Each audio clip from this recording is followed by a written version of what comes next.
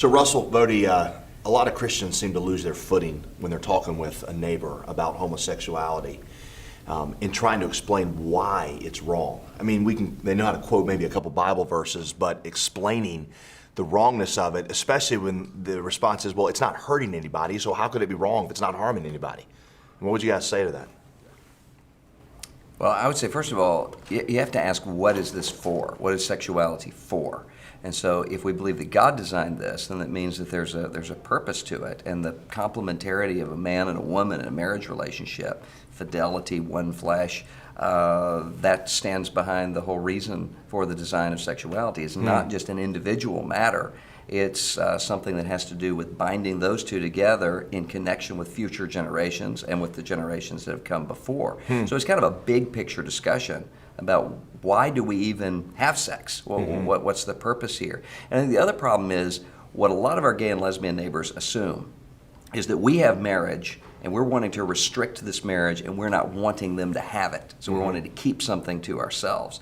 What we're saying is not, we don't want you to be able to get married. We're saying that same-sex marriage is impossible based upon what sexuality and what marriage is. So it's not that we're trying to disappoint our neighbors. We're saying this is for the good of human flourishing, and we love you. That's the reason why not only do we say that we think there's some restrictions for you, there's some restrictions on us in terms of what this looks like. Yeah, and there always have been. Yeah. And I think that's an important point. And I think people also need to understand two things. One, we say it's not harming anybody. It's me in my bedroom.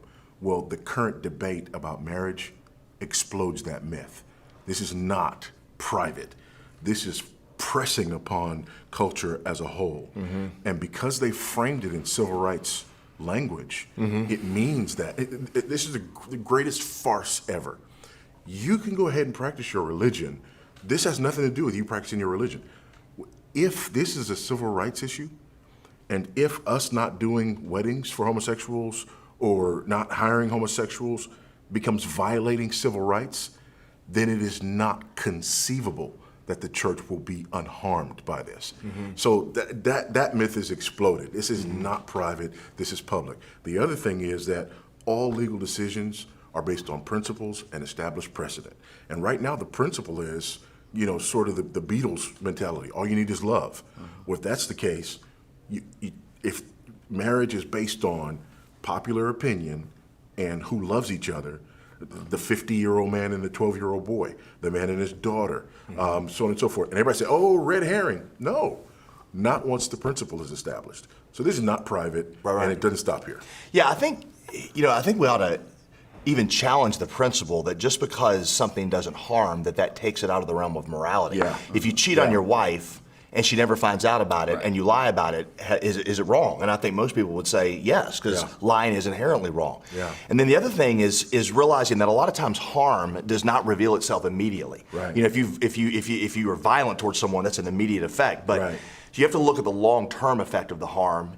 And for as long as there's been human history, you mentioned this, Voddie, that the sanctuary into which families have been brought forward has been a monogamous relationship between two opposite genders where they learn to love the other, and that is what the Creator called marriage. The Achilles heel right now of I think of the homosexual so-called marriage debate is just the utter lack of monogamy.